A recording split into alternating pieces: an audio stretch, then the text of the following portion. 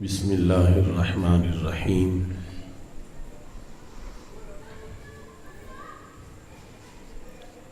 رب اشرح لی صدری ویسر لی امری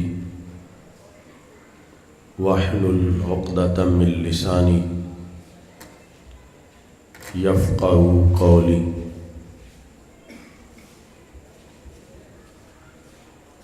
رضیت باللہ ربا وبالاسلام دینا وبمحمد صلی اللہ علیہ وسلم نبیا ورسولا۔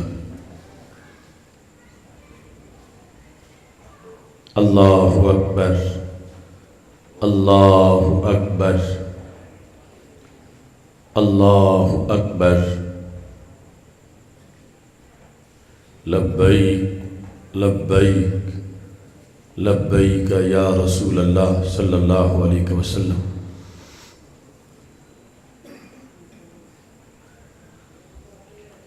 الحمد للہ العظیم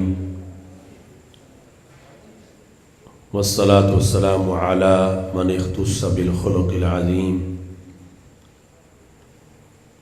وعلى آلہ واصحابہ الذین قاموا بتأیید الدین القویم۔ اما بعد فاعوذ باللہ من الشیطان الرجیم۔ بسم اللہ الرحمن الرحیم۔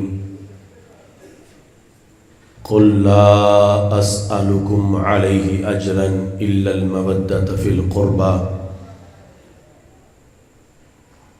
صدق اللہ العظیم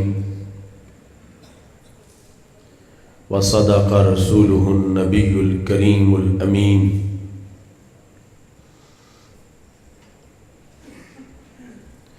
ان اللہ وملائکتہ یصلون علی النبی یا ایہا الذین آمنوا صلوا علیہ وسلموا تسلیما۔ الصلاة والسلام علیک یا سیدی یا رسول اللہ وعلی آلک واصحابک یا حبیب اللہ۔ سارے حضرات محبت سے درود و سلام کا نذرانہ پیش کریں۔ الصلاۃ والسلام علیک یا سیدی یا رسول اللہ وعلی آلک واصحابک یا حبیب اللہ۔ مولاي صلی وسلم دائما ابدا علی حبیبک خیر الخلق کلہم منزہ عن شریک فی محاسنہ فجوہر الحسن فیہ غیر منقاسم۔ محمد تاج رسل اللہ قاطبۃ محمد صادق الاقوال والکلم۔ محمد ذکرہ روح لانفسنا محمد شکرہ فرد علی الامم۔ رب صلی وسلم دائما ابدا علی حبیبک خیر الخلق کلہم۔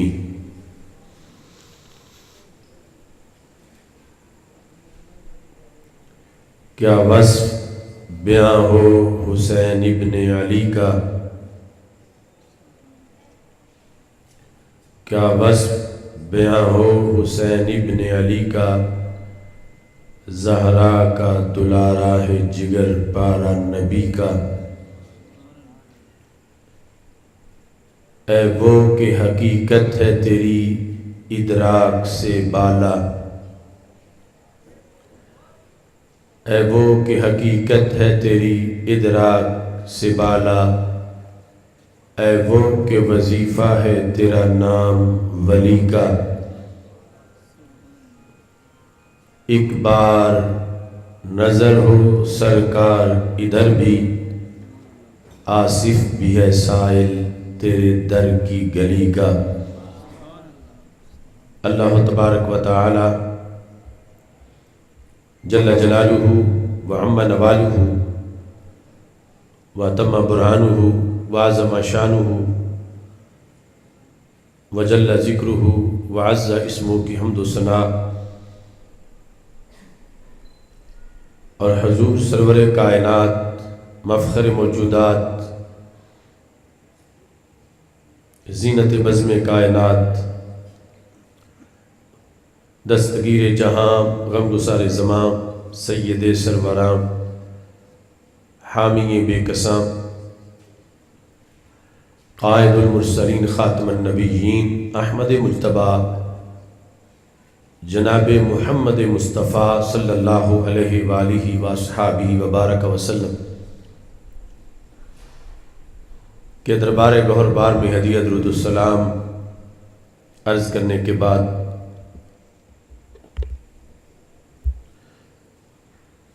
رب ذوالجلال کے فضل اور توفیق سے مرکز صراط مستقیم میں محرم الحرام کی خصوصی منور متبرک رات میں سالانہ فکر امام حسین رضی اللہ تعالی عنہ کانفرنس میں شرکت کی سعادت حاصل ہو رہی ہے۔ رب ذوالجلال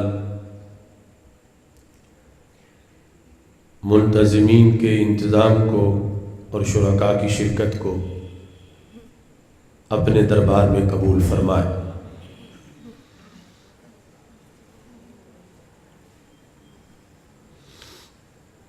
آج کی رات صدیوں پہلے ایک جلسہ کربلا کے میدان میں ہوا تھا کہ جب سیدنا امام حسین رضی اللہ تعالیٰ عنہ نے سب سے بڑے خیمے کے اندر اپنے وفاداروں کو محبین کو اکٹھا کیا اور ان کے سامنے تاریخ کا ایک منفرد خطبہ دیا، جو خطبہ قیامت تک کے حق پرستوں کے لیے مینارہ نور ہے،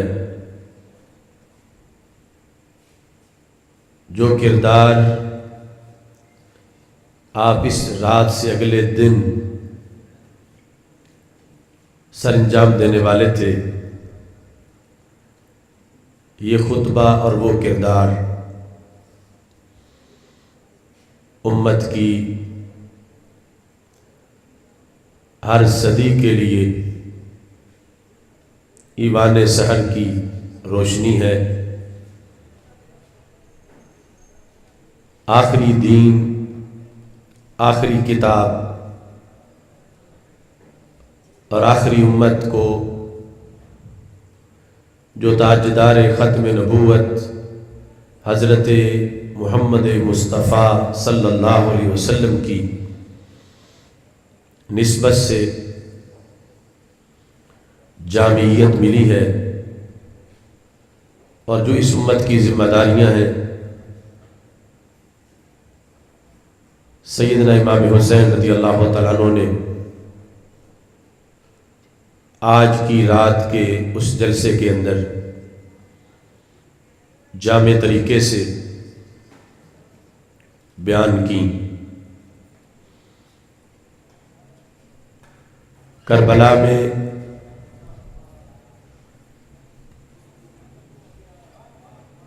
یزیدیت کے لیے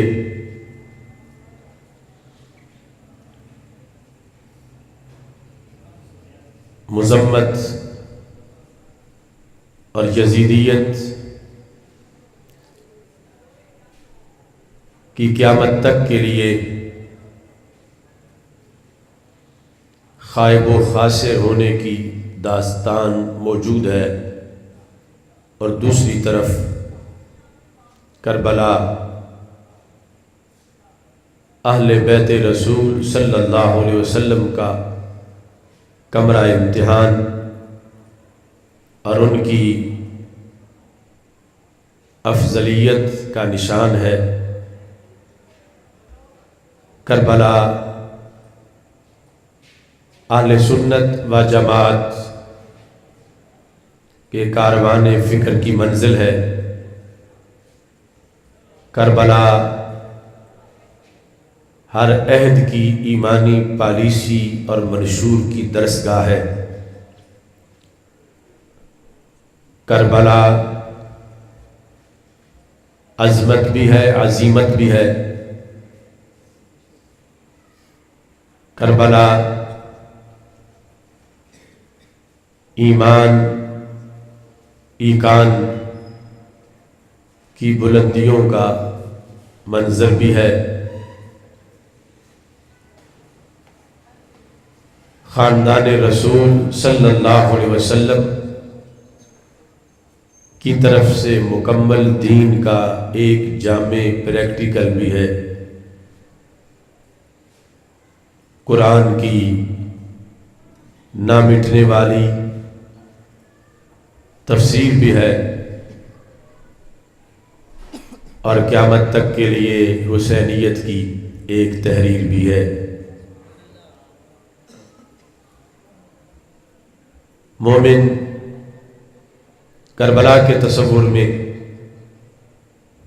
حسینیت کا سبق سیکھتا ہے اور ہر عہد کی یزیدیت سے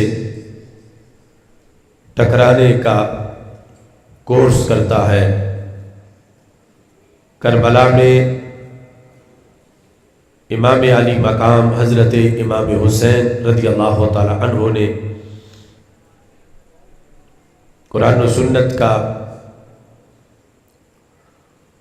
وہ جامع سبق دیا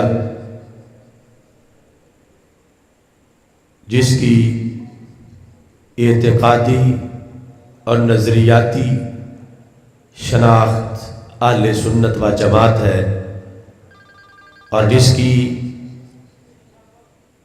اصولی اور تشریعی حیثیت میں نظام مصطفیٰ صلی اللہ علیہ وسلم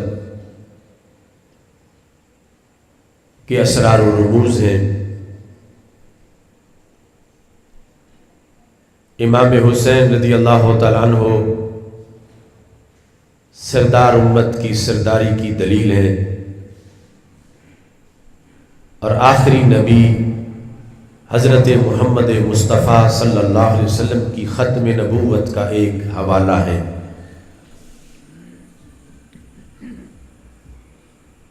ہمارے لیے رب ذوالجلال نے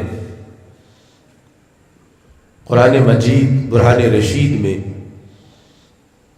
زندگی بھر کے اعمال کی حفاظت کے لیے جو محبتیں، عقیدتیں لازم کی ہیں، ان میں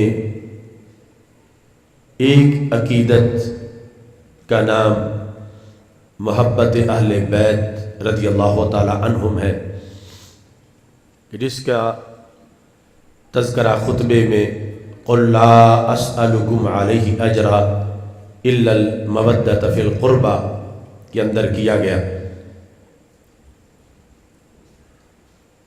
حضرت مولا علی رضی اللہ تعالی عنہ فرمان رسول صلی اللہ علیہ وسلم کی روشنی میں انسان کی کامیابی کا راز بیان کرتے ہیں کہ سید عالم نور مجسم شفیع معظم صلی اللہ علیہ وسلم نے اپنی امت کے لیے پل صراط سے بحفاظت پار گزرنے کا جو لاہ عمل امت کو عطا کیا، اور جو ہر صدی میں مسلمانوں کے لیے کارگر ہے،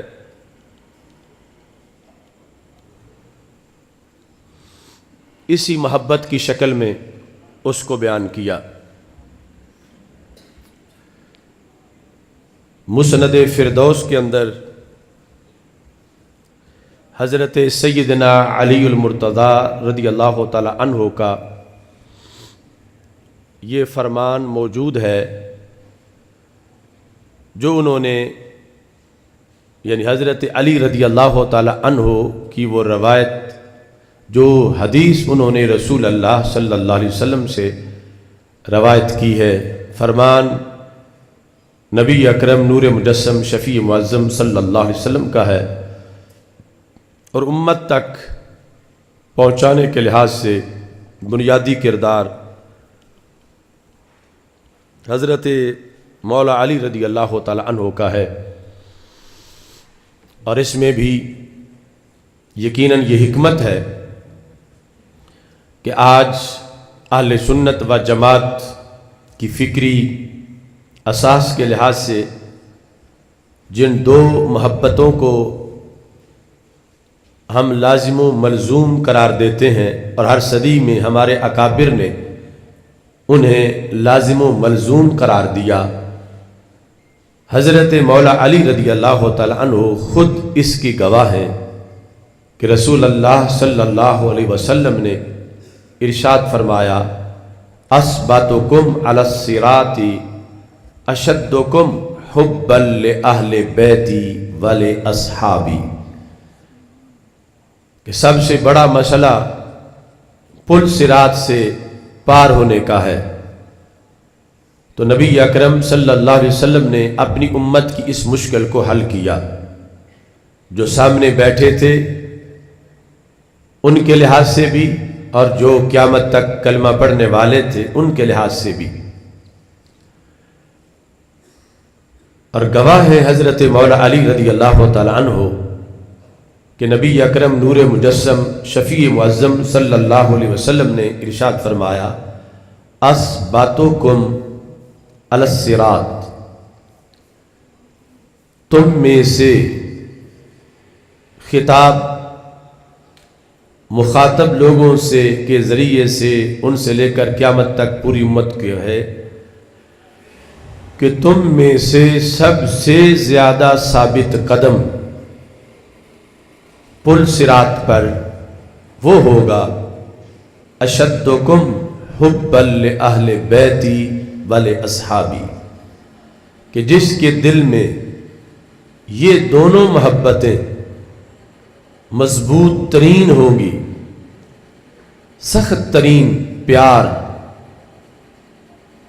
دو طرح کا جس کے سینے میں موجود ہوگا، پل صراط پر گزرنے میں انہیں ہی آسانی ہوگی، اور جتنا اعلیٰ درجے کا وہ دو طرح کا پیار کسی سینے میں پایا جائے گا، اتنا ہی آسان ترین طریقے سے وہ شخص پل صراط سے پار ہو جائے گا۔ کون سا پیار؟ اشدکم حبا لأہل بیتی ولأصحابی، کہ نبی اکرم صلی اللہ علیہ وسلم نے فرمایا، جو شخص میری آل سے اور میرے اصحاب سے رضی اللہ تعالی عنہم دونوں کے ساتھ شدید ترین پیار کرنے والا ہوگا، اسے پل صراط پر گزرنے کے لحاظ سے کامل ترین ثابت قدمی میسر آئے گی۔ تو رسول اللہ صلی اللہ علیہ وسلم چونکہ غمخوار امت ہیں، آپ کا یہ کمال ہے کہ آپ نے جہاں باپ بیٹے کو چھوڑ جائے گا، ماں بیٹے کی محبتیں ان کی تاریں بکھر جائیں گی، اس میدان معاشر کے اندر بھی اپنے ہر امتی کا آپ نے اہتمام کیا کہ وہ پل صراط سے خیر و عافیت کے ساتھ گزر جائے، اور اس میں رسول اللہ صلی اللہ علیہ وسلم کی آل پاک اور نبی اکرم صلی اللہ علیہ وسلم کے صحابہ کرام رضی اللہ تعالی عنہم کا یہ کمال ہے کہ ان کی محبت کو رب ذوالجلال نے لازم کیا، اور نبی اکرم نور مجسم شفیع معظم صلی اللہ علیہ وسلم نے اپنے غلاموں کی نجات کے لیے اس کی تشریحات کو بیان کر دیا۔ اس حدیث کا سر فہرست مضمون یہ ہے کہ جس وقت آج مسلک، فرقے، جماعتیں، مختلف گروہ معرض وجود میں آ چکے ہیں، اور ان میں سے ہر ایک ہی اپنی صداقت کا دعوے دار ہے، تو یہ حدیث جس کے راوی حضرت مولا علی رضی اللہ تعالی عنہ ہیں، یہ اس زمانے کے ہی نہیں، ہر زمانے کے جو بعد میں بھی آئیں گے ان کے اعتقادی جھگڑوں کا ایک فیصلہ ہے، اور برحق اور ناجی نجات پانے والی جماعت کا اور مسلک کا اس میں ذکر ہے کہ نبی اکرم نور مجسم شفیع معظم صلی اللہ علیہ وسلم نے ذات ایک ذکر کی اور نسبتیں دو ذکر کی۔ اشدکم حبا لأہل بیتی ولأصحابی، میری آل اور میرے اصحاب، یعنی رسول اللہ صلی اللہ علیہ وسلم کی ذات کی دو نسبتیں ہیں، یعنی ایک نسبت آل کو میسر ہے اور دوسری نسبت اصحاب کو میسر ہے۔ تو نبی اکرم صلی اللہ علیہ وسلم نے ارشاد فرمایا کہ ان دونوں کے ساتھ وہ محبت قیامت کے دن رنگ دکھائے گی جو کسی ایک طرف نہیں ہوگی، بیک وقت دونوں طرف ہوگی، چونکہ ذات رسول صلی اللہ علیہ وسلم نے ان دو محبتوں کو یکجا کر دیا ہے، چونکہ آل بھی آل نبی صلی اللہ علیہ وسلم ہے، اصحاب بھی اصحاب نبی صلی اللہ علیہ وسلم ہے، اور سرکار کی ذات جب ایک ہے تو پھر دونوں طرف کی نسبتوں کا سبب ایک ہے، جب سبب ایک ہے تو پھر مسبب بھی ایک ہے، تو تعبیر میں اگرچہ ان کو دو محبتوں سے تعبیر کیا جاتا ہے مگر حقیقت میں یہ ایک ہی محبت کا نام ہے، جو کہ نبی اکرم نور مجسم شفیع معظم صلی اللہ علیہ وسلم کی نسبت سے یہ دونوں محبتیں لازم کی گئی ہیں۔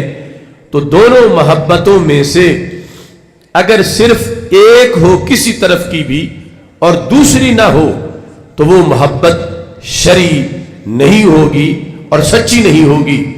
سچی وہی محبت ہے کہ جب دونوں اطراف کی محبتیں موجود ہوں اور دونوں کا سبب ذات رسول علیہ السلام ہو، کہ سرکار کی آل، سرکار کے اصحاب، کہ ہم نے دیکھنا ہے ذات مصطفیٰ صلی اللہ علیہ وسلم کو اور ان کی وجہ سے ان سب سے پیار کرنا ہے، اور یہ پیار بیک وقت دونوں اطراف کے ساتھ 14 صدیوں میں جن سینوں میں موجود رہا ان سینوں کو اہل سنت کا سینہ کہا جاتا ہے۔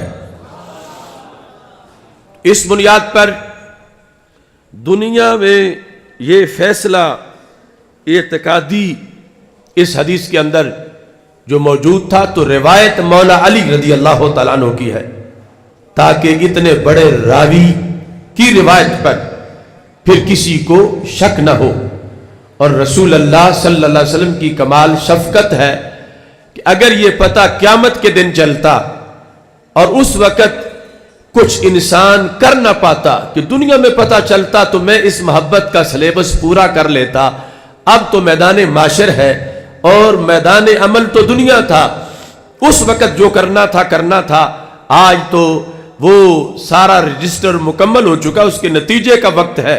تو ہمارے آقا صلی اللہ علیہ وسلم نے یہ دنیا میں پڑھا دیا، صدیوں سے چلتے ہوئے یہ پیغام ہم تک پہنچا، اور یہ ہمارے آقا علیہ السلام کی بہت بڑی مشکل کشائی اور امت پر کرم اور احسان ہے کہ جو زمانہ ابھی اس حدیث پر عمل کا زمانہ ہے اس میں ہمیں اس کی معلومات ہے، اس میں ہمیں اس کا پتہ ہے، اور اس میں ہم اس کی تبلیغ کر رہے ہیں اور ہم اس کی تبلیغ سن رہے ہیں کہ قیامت کے دن اگر پتہ چلتا تو سوائے ندامت کے کچھ نہ ہوتا کہ اب تو وقت ہی نہیں اس پر عمل کا، جب وقت تھا تو ہم بے خبر رہے۔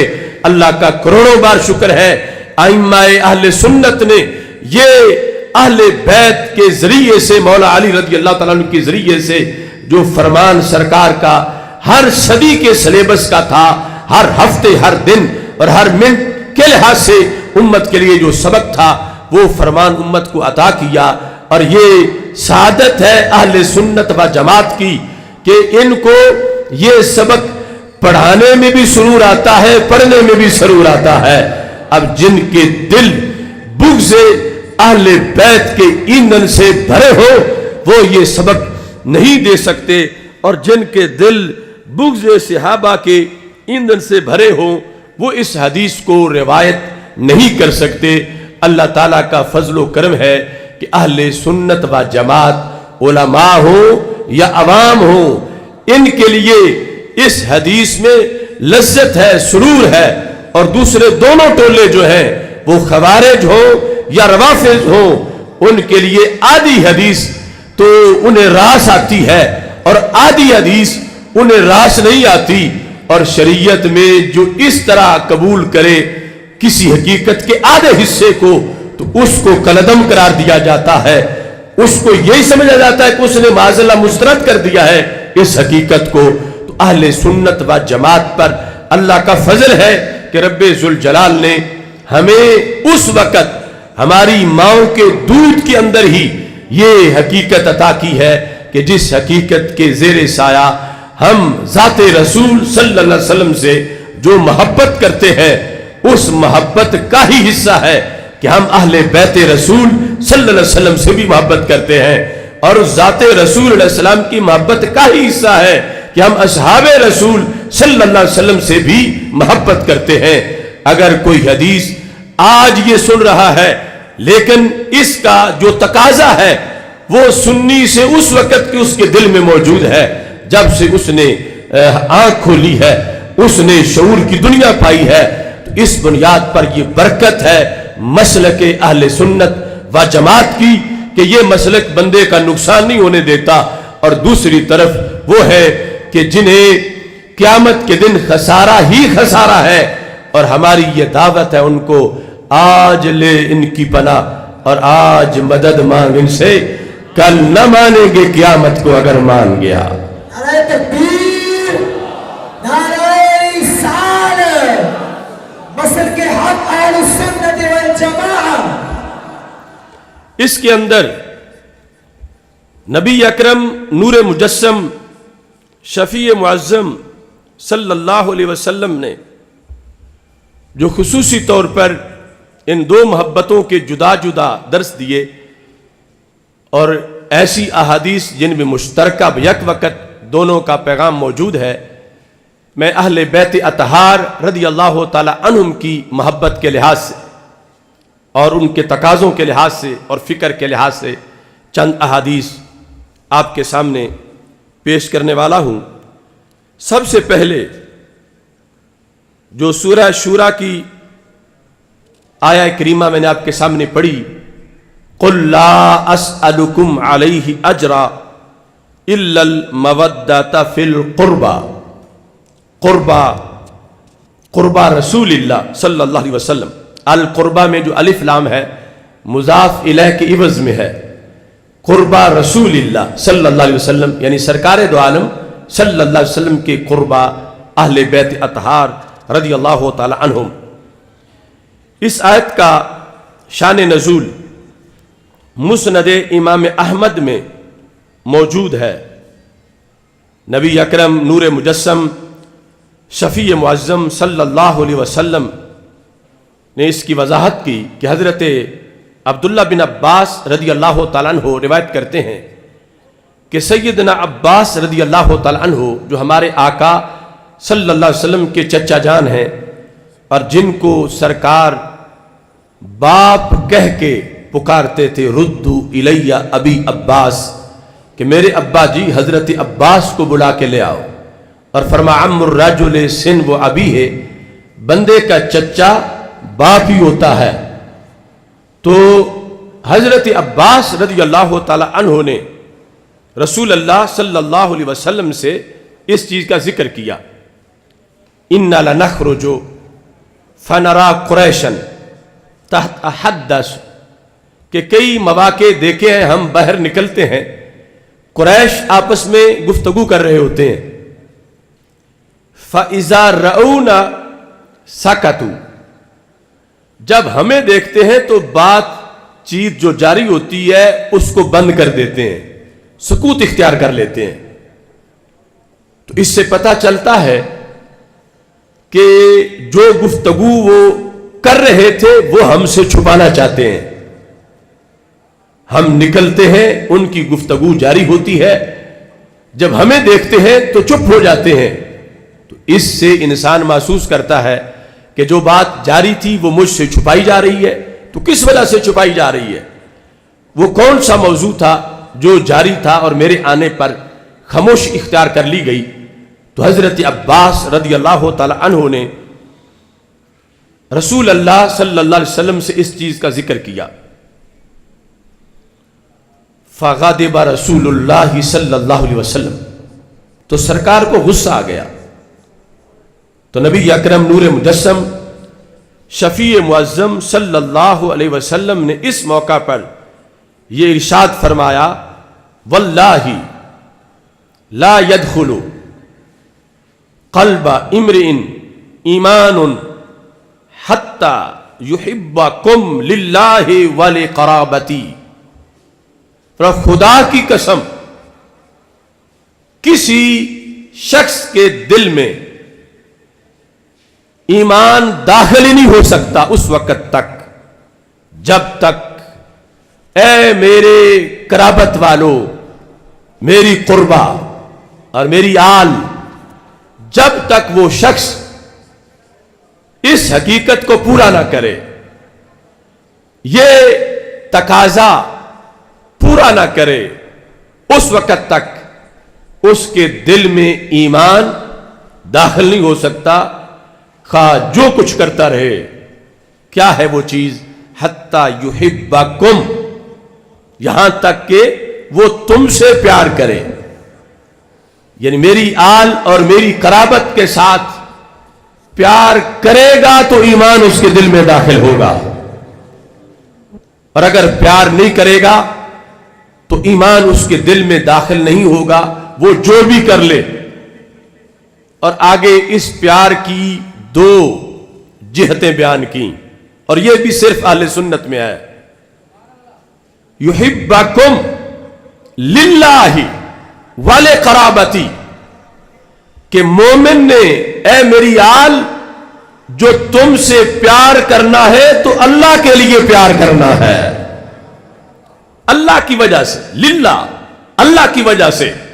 یعنی سرکار دیکھ رہے تھے کہ ایسا طبقہ بھی پیدا ہو جائے گا خوارج کا، کہ جو کہ توحید کو آڑ بنا کر اہل بیت نبی صلی اللہ علیہ وسلم سے بغض رکھیں گے اور یہ کہیں گے جب ہم اللہ والے ہیں تو آل سے ہمارا تعلق نہ بھی ہو تو کیا ہے.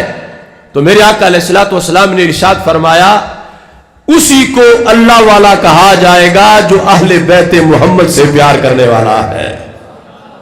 ویسے اس کی جو اللہ سے محبت ہے اس کی رجسٹریشن ہی نہیں ہوگی، وہ دعویٰ ہوگا، وہ تسلیم نہیں ہوگی، اور اللہ تعالیٰ سے اسی کی محبت مانی جائے گی جو میری آل سے پیار کرنے والا ہے.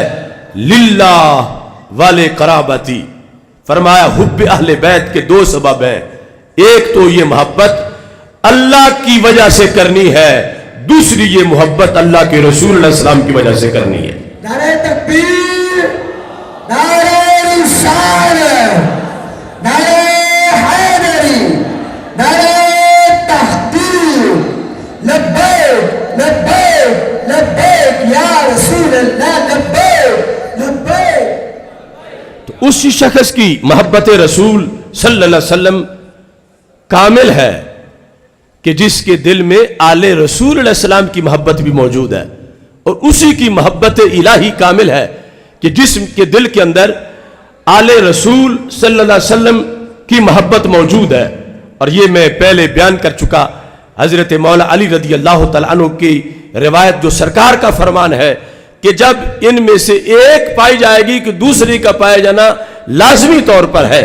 اصحاب کی سچی تب ہے جب آل کی بھی ہے، آل کی محبت سچی تب ہے جب اصحاب کی بھی ہے، اور یہ محبتیں اتنی اہم محبتیں ہیں کہ اہل بیت اطہار کی محبت جس وقت ہمارا موضوع ہے، اس آیت کی روشنی میں تو نبی اکرم نور مجسم شفیع معظم صلی اللہ علیہ وسلم نے اس کی امپارٹنس، اہمیت کو واضح کر دیا کہ میری آل کی محبت کو محض ایک خاندان، ایک فیملی اور چند افراد کی محبت سمجھ کے اسے کوئی عام نہ سمجھے، یہ للہ بھی ہے، لرسول اللہ بھی ہے۔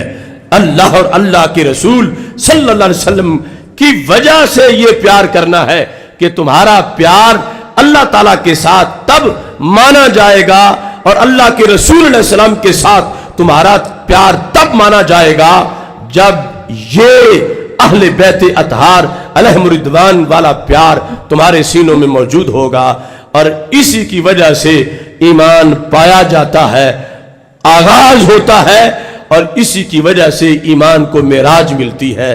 تو محبت اہل بیت، اہل سنت و جماعت کا وہ حسین موضوع ہے کہ 14 صدیوں کے اندر اس محبت کی صداقت کا جھنڈا، اہل بیت اطہار علیہم الرضوان کی محبت کی صداقت کا جھنڈا اہل سنت کے ہاتھوں میں رہا ہے، چونکہ لازم و ملزوم کے لحاظ سے جو کچھ نبی اکرم نور مجسم شفیع معظم صلی اللہ علیہ وسلم کی حدیث سے ہمیں میسر آیا ہے، اور قرآن و سنت کی تعلیمات کا جو خلاصہ ہے، اس کا یہی نتیجہ مختلف صدیوں میں بیان کیا جاتا رہا، اور اس محبت کا جھنڈا صداقت کے ساتھ اللہ کے فضل سے ہمیشہ لہراتا رہا اور لہراتا رہے گا۔ اس سلسلہ میں نبی اکرم نور مجسم شفیع معظم صلی اللہ علیہ وسلم کے فرامین صحابہ کرام رضی اللہ تعالی عنہم نے بیان کیے۔ حضرت ابو ذر غفاری رضی اللہ تعالی عنہ کعبے کا دروازہ پکڑ کے تقریر کر رہے تھے، یعنی دروازے میں کھڑے ہو کر سامنے مجمع تھا، اور فرمانے لگے من عرفنی فقد عرفنی، جو جانتا ہے مجھے وہ تو جانتا ہے، اور جو نہیں جانتا تو میں بتا دیتا ہوں میں کون ہوں، تاکہ میری تقریر دھیان سے سنو۔ ومن انکرنی، جسے میرا پتہ نہیں ہے، فانا ابو ذر، تو میں ابو ذر ہوں رضی اللہ تعالیٰ عنہ۔ سمیت رسول اللہ صلی اللہ علیہ وسلم، میں نے رسول اللہ صلی اللہ علیہ وسلم کو یہ فرماتے سنا، الا ان مثل اہل بیتی فیکم مثل سفینۃ نوح، کہ تم میں میری آل کی مثال یوں ہے جیسے حضرت نوح علیہ السلام کی کشتی کی مثال ہے۔ اس کشتی کا کیا کردار تھا؟ وہ کشتی نجات کی دلیل تھی، تو سرکار نے فرمایا من راکبہا نجا ومن تخلف عنہا ہلاکا، کہ جو اس کشتی پر، جو نوح علیہ السلام کی کشتی تھی، جو سوار ہوا اسے ہی نجات ملی۔ تو اہل بیت اطہار رضی اللہ تعالی عنہم کی مثال میری امت میں سفینہ نوح علیہ السلام کی مانند ہے، جو اس میں سوار ہوگا اسے ہی نجات ملے گی، اور جو پیچھے رہ جائے گا وہ ہلاک ہو جائے گا۔ تو نبی اکرم نور مجسم شفیع معظم صلی اللہ علیہ وسلم کی آل نجات دہندہ ہے، مشکل کشا ہے، حاجت روا ہے، اور جس سوچ میں اللہ کے رسول صلی اللہ علیہ وسلم کو مشکل کشا اور حاجت روا ماننے سے توحید میں فرق آ جاتا ہو، وہ سوچ سفینہ نوح کا کردار ادا کرنے والی یہ کشتی محبت اہل بیت کے تقاضے ماننے میں کیسے پورا کر سکتا ہے؟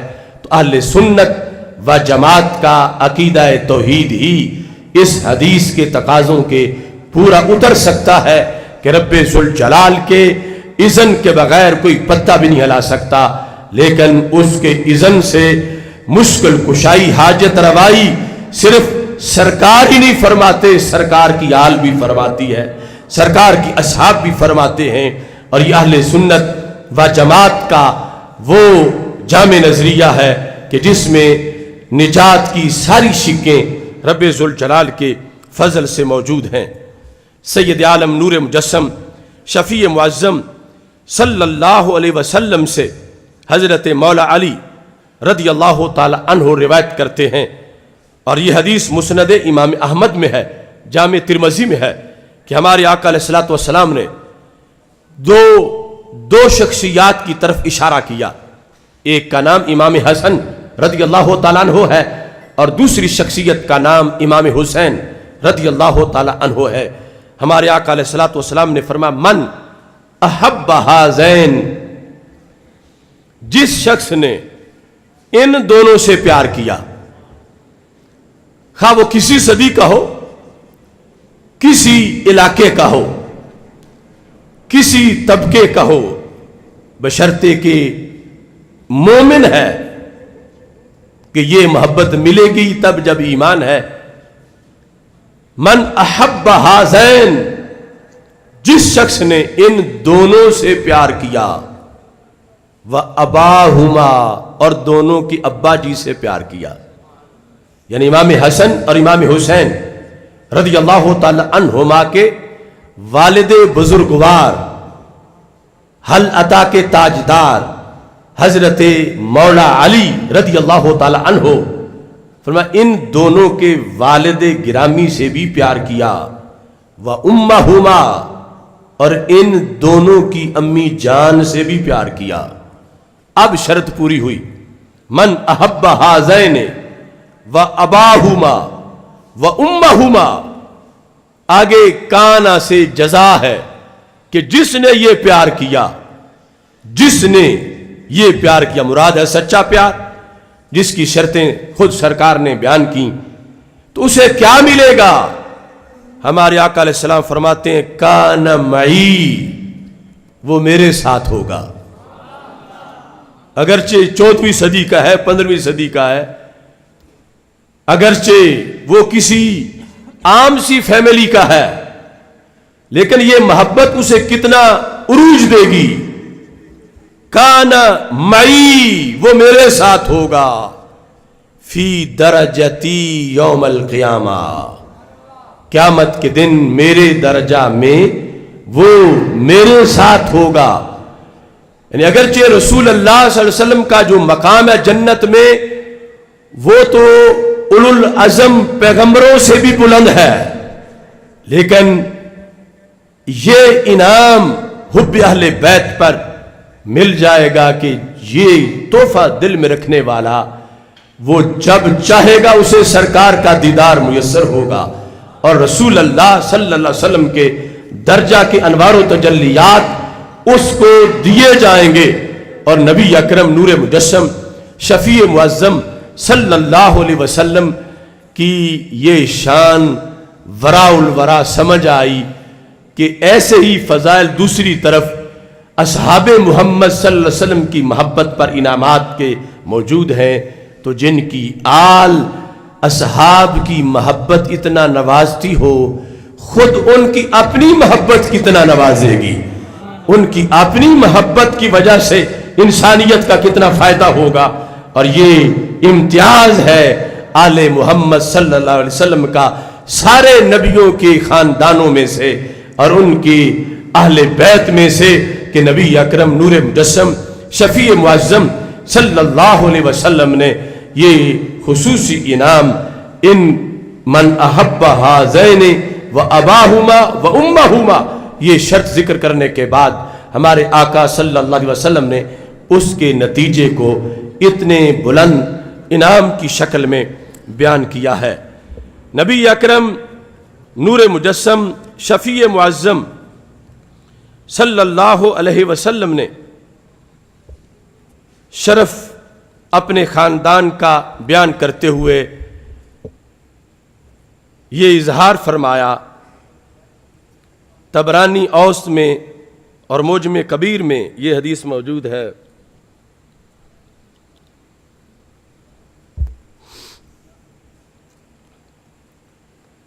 کل سبب و نسب ینقطع و منقطع یوم القیامہ الا سببی و نسبی. سارے سبب ٹوٹ جائیں گے قیامت کے دن. کسی کا سبب اس نے کوئی بنایا ہوا ہے دنیا میں، کوئی پارٹی، کوئی گروہ، کسی جماعت سے تعلق، کسی اقتدار والی جماعت سے تعلق، کوئی سہارا کہ مجھ پہ مشکل وقت آیا تو یہ کام دیں گے، مشکل وقت آیا تو یہ کام دیں گے، مشکل وقت آیا تو یہ کام دیں گے.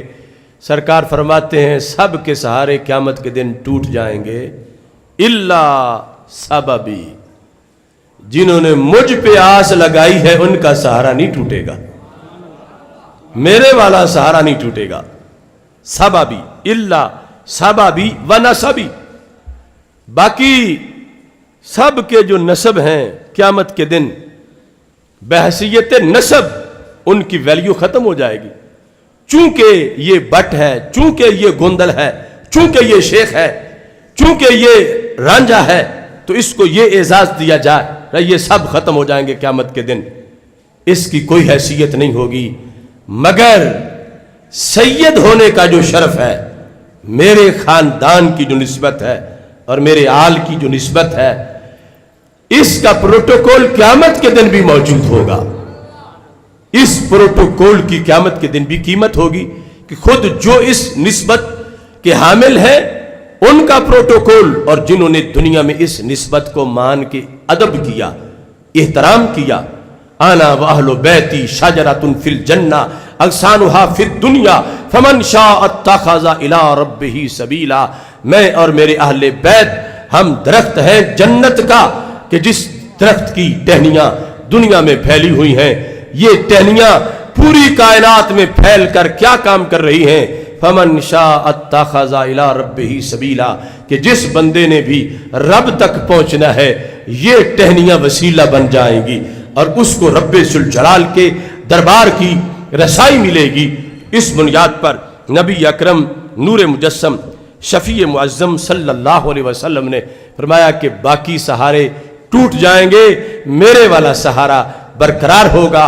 باقی خاندانوں کے پروٹوکول ختم ہو جائیں گے، میرے خاندان کا پروٹوکول میدان معاشر میں بھی اس کا جھنڈا لہرا رہا ہوگا اور رب ذوالجلال اس کی عظمت کو سارے خاندانوں کی عظمت پر اس دن بھی اجاگر کرے گا جو تاریخ کا سب سے بڑا دن ہے، فیصلے کا دن ہے، جہاں بڑے بڑے دنیا کے تاجور قدموں کے موم جامے بن چکے ہوں گے، لیکن میرے خاندان کی عظمت کا جھنڈا اس دن بھی، اور میری نسبت اور میری غلامی پر ناز کرنے والوں کا اقتدار، ان کی حیثیت اور ان کے لیے اہتمام کا جھنڈا اللہ کے فضل سے اس دن بھی لہرا رہا ہوگا. اہل بیت اطہار علیہم الرضوان میں ہر ایک کی محبت، خواہ وہ ازواج مطہرات ہوں یا اہل ابا ہوں، اہل سنت و جماعت کے نزدیک لازمی سبق ہے. سیدہ عائشہ صدیقہ رضی اللہ تعالی عنہا خود اس کی روایت کرتی ہیں. اس سلسلہ میں جمع بن عمیر وہ کہتے ہیں کہ میں اپنی پھوپھی کے ساتھ سیدہ عائشہ صدیقہ رضی اللہ تعالی عنہا کی خدمت میں حاضر ہوا. چونکہ ام المومنین سے لوگ آ کے اپنے سوالات کا حل دریافت کرتے تھے اور وہ پردے میں بیٹھ کر انہیں جواب دیتی تھیں، اور یہ حکم سرکار دے کے گئے تھے، خذو شطر دینکم من ھذی حمیرہ، کہ اے صحابہ آدھا دین عائشہ صدیقہ سے سیکھ لینا. تو حضرت عائشہ صدیقہ رضی اللہ تعالی عنہا سے سوال کیا گیا.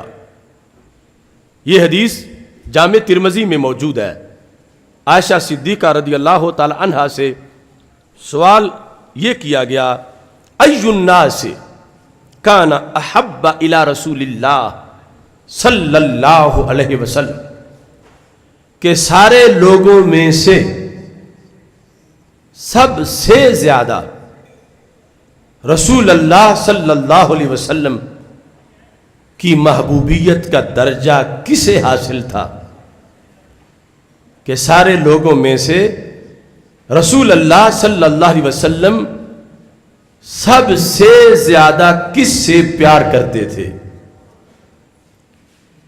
احب الی رسول اللہ صلی اللہ علیہ وسلم. تو سیدہ عائشہ صدیقہ رضی اللہ تعالی عنہا کا جواب سنیں جو جامع ترمذی میں موجود ہے، اور پتہ چلتا ہے کہ کتنی ان میں آپس میں مودت اور محبت کے سلسلے تھے.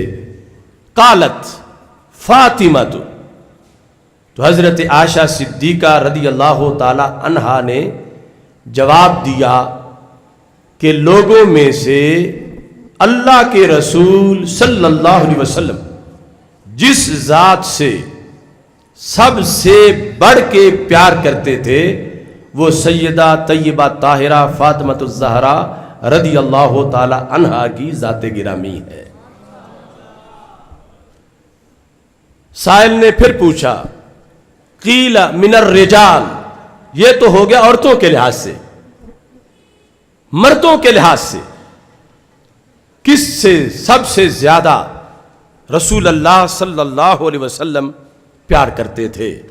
قالت زوجہا، تو حضرت عائشہ صدیقہ رضی اللہ تعالی عنہا نے کہا کہ فاطمہ الزہرا رضی اللہ تعالی عنہا کے شوہر نامدار حضرت علی المرتضیٰ رضی اللہ تعالی عنہ کی ذات گرامی مردوں میں سے سر فہرست ہے رسول اللہ صلی اللہ علیہ وسلم کی محبوبیت کے لحاظ سے، کہ سرکار کے نزدیک ان کا مقام و مرتبہ یعنی کتنا محبوبیت کا محور اور مرکز ہے کہ عائشہ الصدیقہ، یہ ہے سچ بولنے والی عائشہ صدیقہ رضی اللہ تعالی عنہا، کہ ایک سوال کے جواب میں سیدہ فاطمہ الزہرا رضی اللہ تعالی عنہا کا نام لے رہی ہیں، اور دوسرے سوال کے جواب میں حضرت مولا علی رضی اللہ تعالی عنہ کا نام لے رہی ہے. آج اگر ام المومنین عائشہ صدیقہ رضی اللہ تعالی عنہا کو امی کہنے کا اگر حق ادا کر سکتا ہے تو سنی ادا کر سکتا ہے. کوئی خارجی جو نام فاطمہ سے جلنے والا ہو اور کوئی خارجی جو نام مولا علی سے جلنے والا ہو، وہ کس منہ سے سید عائشہ صدیقہ کو امی عائشہ کہے؟ امی عائشہ کہہ سکتا ہے تو سنی کہہ سکتا ہے کہ جو عائشہ صدیقہ رضی اللہ تعالی عنہا کی روایت کرتا حدیث کے تقاضے پورے کرنے والا ہے. اور دوسرا گروہ خوارج کا، وہ دہشت گرد گروہ جنہوں نے اصحاب کی محبت کا لیبل لگا کر آل سے دشمنی کی، ہرگز وہ اس تقاضے کو پورے نہیں کر سکتے.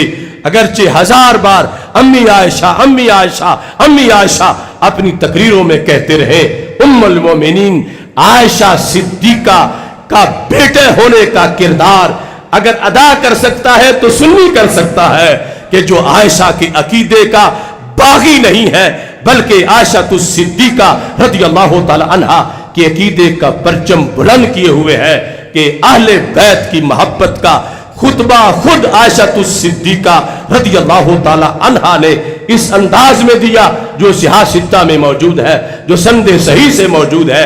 یہ ہے اہل سنت و جماعت کہ جن کے نزدیک شروع سے آج تک بیلنس ہے اور افراط و تفریط سے پاک مسلک.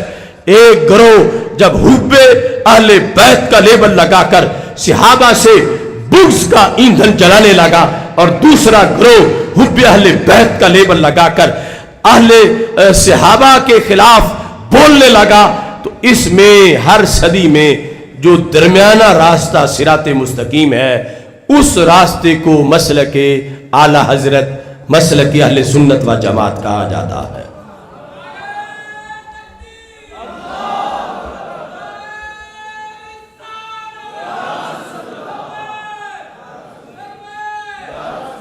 تو حضرت عائشہ صدیقہ رضی اللہ تعالیٰ عنہ نے پھر جواب میں اضافہ کیا، اِنَّهُ كَانَ مَا عَلِمْتُ صَوَّامًا قَوَّامًا۔ مولا علی کا کیا کہنا، جو میں جانتی ہوں ان کو، تو وہ صوام تھے۔ ایک ہوتا ہے صائم، ایک ہوتا ہے صوام، ایک ہوتا ہے قائم، ایک ہوتا ہے قوام۔ فرمایا وہ راتوں کو قیام کرنے کے لحاظ سے جو ان کا مقام میں نے دیکھا، تو وہ بہت زیادہ اللہ کے دربار میں قیام کرنے والے اور دن کے وقت بہت زیادہ روزہ رکھنے والے ہیں۔ یعنی ان کی شخصیت عمل کا پیکر ہے، اور نبی اکرم نور مجسم شفیع معظم صلی اللہ علیہ وسلم کے قرب کا اعلیٰ مقام رکھنے کے باوجود انہوں نے عمل نہیں چھوڑا، اور اس حد تک نماز روزے کا لحاظ پاسداری اور اس کے لحاظ سے اہتمام کیا۔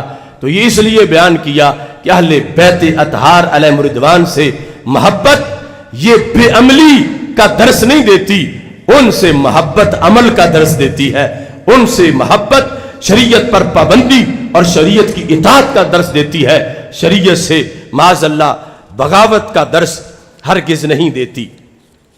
نبی اکرم نور مجسم شفیع معظم صلی اللہ علیہ وسلم نے سیدہ فاطمہ الزہرا رضی اللہ تعالی عنہا کی شخصیت کے لحاظ سے اس چیز کو بھی واضح کیا جو حاکم للمستدرک میں سند صحیح سے موجود ہے، اور اس کے راوی بھی حضرت مولا علی رضی اللہ تعالیٰ عنہ ہیں۔ اور یہ ساری حدیثیں ان کے لحاظ سے جو مسلک افورڈ کرتا ہے کہ ان کو بیان کیا جائے اور تقاضے پورے ہوں، وہ صرف اہل سنت و جماعت۔ دوسرا ٹولہ جن کی ہر تقریر کا خلاصہ یہ ہے کہ قیامت کے دن معاذ اللہ نبیوں کو اپنی پڑی ہوئی ہوگی، کسی کا کوئی پرسان حال نہیں ہوگا، نبی بھی کہ ہمارے ساتھ کیا بنے گا، یہ تقریریں کرنے والے لوگ کس طرح ان لفظوں کو بیان کر سکتے ہیں؟ ہمارے آقا صلی اللہ علیہ وسلم نے فرمایا اذا کان یوم القیامہ، جب قیامت کا دن ہوگا، نادا مناد من وراء الحجب، پردوں کے پیچھے سے ایک منادی کی آواز آئے گی، پردوں کے پیچھے سے آواز آئے گی، یا اہل الجم غدوا ابصارکم، اے میدان معاشر والو اپنی نگاہیں جھکاؤ۔ آواز اربوں کھربوں لوگ جو میدان معاشر میں اکٹھے ہوں گے سب تک جائے گی کہ سارے سر نیچے کرو، آنکھیں نیچے کرو۔ کیوں؟ حتی ان فاطمہ بنت محمد صلی اللہ علیہ وسلم حتی تمرہ، کہ گزر ہونے والا ہے سیدہ فاطمہ رضی اللہ تعالی عنہا کا، چونکہ ان کا گزر ہونا ہے تو تم نگاہیں جھکا لو۔ کب تک جھکائے رکھو؟ حتی تمرہ، یہاں تک کہ وہ گزر جائیں۔ اس پورے دورانیے میں تم نے اوپر نہیں دیکھنا، تم نے نگاہیں جھکانی ہے۔ یہ ہے پروٹوکول، کہ جب کسی کا پروٹوکول نہیں ہوگا دنیا کے تاجوروں کا، اس وقت بھی رسول اللہ صلی اللہ علیہ وسلم کی شہزادی کا پروٹوکول ہے کہ آواز گونج رہی ہے معاشر میں کہ سارے نگاہیں جھکاؤ۔ کیوں؟ سیدہ فاطمہ رضی اللہ تعالی عنہا نے گزرنا ہے، اور جب تک وہ گزر نہ لے تم نے اوپر نہیں دیکھنا۔ تو جن کی بیٹی کا یہ پروٹوکول ہے ان کا اپنا کتنا پروٹوکول ہوگا؟ تو کہاں گئی وہ ساری تقریریں جو رسول اللہ صلی اللہ علیہ وسلم کے بارے میں خوارج اور سارے ان سے منسلک گروہ کرتے ہیں کہ اس دن تو کسی کا یعنی کسی میں ان کی ساری، ہم جو کسی کہیں تو ہمارا مطلب ہے کہ دنیا کے بادشاہ، دنیا کے تاجور، بڑے بڑے نواب اور بڑی بڑی حکومتوں والے، ان کا کچھ نہیں ہوگا، لیکن وہ کسی کہہ کر ہر بات نبیوں پہ لاتے ہیں، ولیوں پہ لاتے ہیں، اللہ والوں پر لاتے ہیں، بلکہ نام لیتے ہیں۔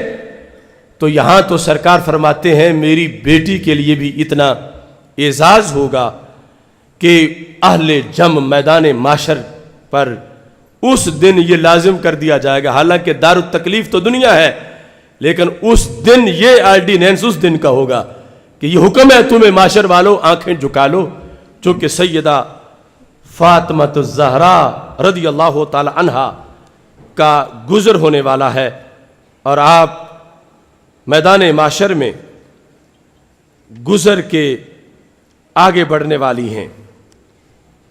نبی اکرم نور مجسم شفیع معظم صلی اللہ علیہ وسلم نے ارشاد فرمایا، حضرت حذیفہ بن یمان رضی اللہ تعالیٰ عنہ روایت کرتے ہیں، مستدرک للحاکم میں حدیث موجود ہے، فرمایا نازل ملک من السماء، آسمان سے ایک فرشتہ اترا، فاستأذن اللہ ان یسلم علیہ، آنے سے پہلے اس نے رب سے اجازت مانگی، تو وہ میرے پاس حاضر ہوئے مجھے سلام کہنے کے لیے، اور ساتھ وہ مجھے خوشخبری سنانے آئے، فَيُبَشِّرَنِي أَنَّ فَاطِمَةَ سَيِّدَةُ نِسَاءِ أَهْلِ الْجَنَّةِ، کہ سیدہ فاطمہ رضی اللہ تعالی عنہا تمام جنتی عورتوں کی سردار ہیں، یہ پیغام دینے خصوصی فرشتہ رب نے بھیجا ہے۔ اور دوسرے مقام پر مستدرک للحاکم کے اندر سیدہ عائشہ صدیقہ رضی اللہ تعالی عنہا کا اپنا یہ قول موجود ہے۔ حضرت عائشہ صدیقہ رضی اللہ تعالی عنہا کہتی ہیں ما رأیت افضل من فاطمہ غیر ابیہا، کہ میں نے سیدہ فاطمہ رضی اللہ تعالی عنہا سے افضل ایک ذات کے سوا کسی کو نہیں دیکھا، ایک ذات کے سوا میں نے ان سے افضل کسی کو نہیں دیکھا۔ وہ کون ذات ہے؟ غیر ابیہا، کہ سیدہ فاطمہ رضی اللہ تعالی عنہا کے والد گرامی سرور کائنات حضرت محمد مصطفیٰ صلی اللہ علیہ وسلم، ان کے سوا عائشہ صدیقہ رضی اللہ تعالیٰ عنہ فرماتی ہیں کہ میں نے حضرت فاطمہ رضی اللہ تعالی عنہا سے افضل کسی کو نہیں دیکھا۔ ایک موقع ایسا تھا کہ رسول اللہ صلی اللہ علیہ وسلم کے سامنے ایک منفرد سوال پیش کیا گیا۔ طبرانی معجم کبیر میں وہ حدیث موجود ہے، اور اس کے راوی حضرت عبداللہ بن عباس رضی اللہ تعالی عنہما، کہ نبی اکرم نور مجسم شفیع معظم صلی اللہ علیہ وسلم حضرت فاطمہ رضی اللہ تعالی عنہا کے گھر میں تشریف لے گئے، اور حضرت مولا علی رضی اللہ تعالی عنہ بھی وہاں موجود تھے۔ وَهُمَا يَضْحَكَانِ، جب سرکار داخل ہوئے تو دونوں ذاتیں مسکرا رہی تھیں۔ فَلَمَّا رَأَيَاهُ سَكَتَا، چونکہ سرکار ہیں، جب دیکھا سرکار دو عالم صلی اللہ علیہ وسلم کو تو دونوں نے سکوت اختیار کر لیا۔ تو نبی اکرم نور مجسم شفیع معظم صلی اللہ علیہ وسلم جو اللہ کی عطا سے غیب جاننے والے ہیں، آپ نے سوال کیا، پوچھا ما لکما کنتما تضحکان فلما رأیتمانی سکتتما، تمہیں کیا ہے، تم دونوں مسکرا رہے تھے، اور جب تم نے مجھے دیکھا تو تم نے مسکراہٹ بند کر دی۔ یعنی یہ اس جاننے کے باوجود سوال تھا تاکہ وہ اپنی زبان سے بیان کریں، تو اس کے لحاظ سے پھر جواب میں حقیقت کو واضح کیا جائے۔ اب دونوں جواب دینے کے لحاظ سے سرکار کی طرف سے دونوں پر سوال تھا کہ تم کیوں چپ ہوئے دونوں. فبادرت فاطمہ تو رضی اللہ تعالی عنہا، تو سیدہ فاطمہ رضی اللہ تعالی عنہا نے جواب میں سبقت کی. یہ حضرت مولا علی رضی اللہ تعالیٰ عنہ نہیں بولے، جو مقام و مرتبہ ہے حضرت فاطمہ رضی اللہ تعالی عنہا کا، ظاہر ہے کہ ایسے موقع پر آپ ہی پہلے بول سکتی تھیں، تو آپ پہلے بولی اور فقالت بے ابی انت یا رسول اللہ صلی اللہ علیہ وسلم، میں اپنے باپ پہ قربان، میں اپنے باپ پہ قربان یا رسول اللہ صلی اللہ علیہ وسلم. بات یہ تھی کہ حضرت علی کا اور میرا ایک موضوع پہ مقابلہ ہو رہا تھا. قال ھذا، انہوں نے یہ کہا، انا احب الی رسول اللہ صلی اللہ علیہ وسلم من کے، کہ جتنا سرکار دو عالم صلی اللہ علیہ وسلم مجھ سے پیار کرتے ہیں فاطمہ تجھ سے نہیں کرتے. یہ انہوں نے، مولا علی نے یہ کہا ہے. اور جب انہوں نے یہ کہا، میں نے کہا بھلا کیوں، انا احب الی رسول اللہ صلی اللہ علیہ وسلم من کا، جتنا پیار سرکار مجھ سے کرتے ہیں تجھ سے نہیں کرتے. یہ مسئلہ چل رہا تھا. انہوں نے اپنا دعویٰ کر دیا، میں نے اپنا دعویٰ کر دیا. تو اتفاق قدرت کا یہ تھا کہ ہمیں اپنے دلائل دینے کی مزید نوبت نہیں آئی، آپ خود تشریف لے آئے ہو.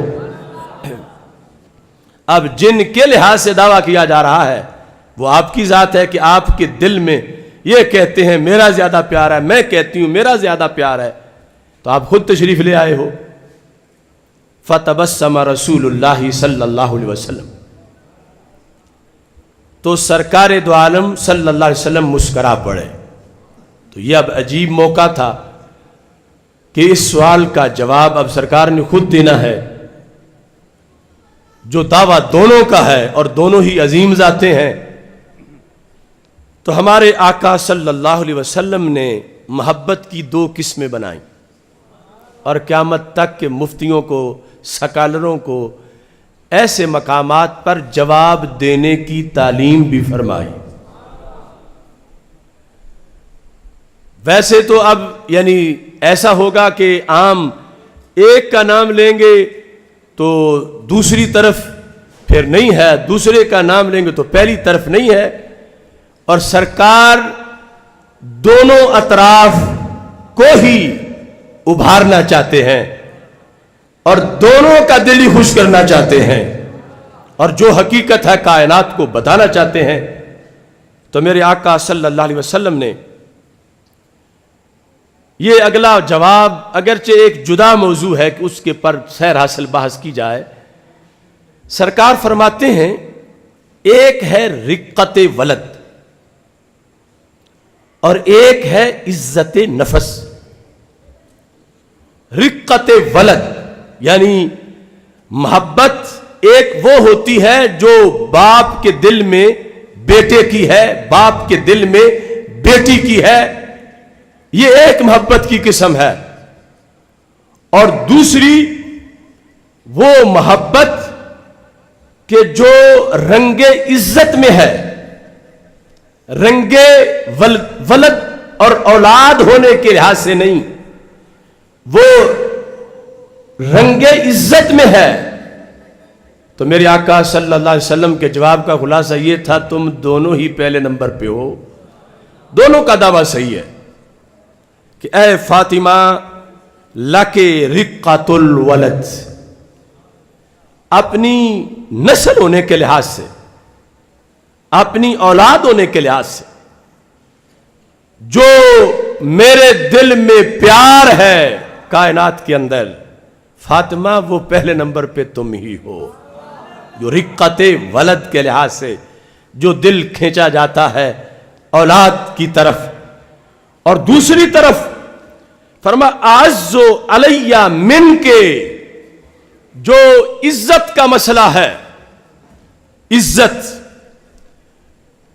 عزت کا مسئلہ ہے، لوگوں کے سامنے، احباب کے سامنے، قبائل کے سامنے، بادشاہوں کے سامنے،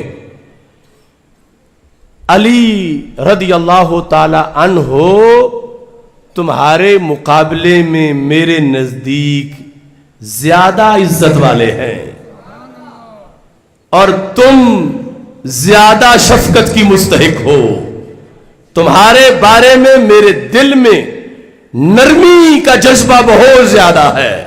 جو نرمی اور رقت کی شکل میں محبت ہے وہ آپ کا پہلا نمبر ہے، اور جو اعز ہونے کے لحاظ سے محبت ہے وہ مولا علی رضی اللہ تعالی عنہ کا پہلا نمبر ہے۔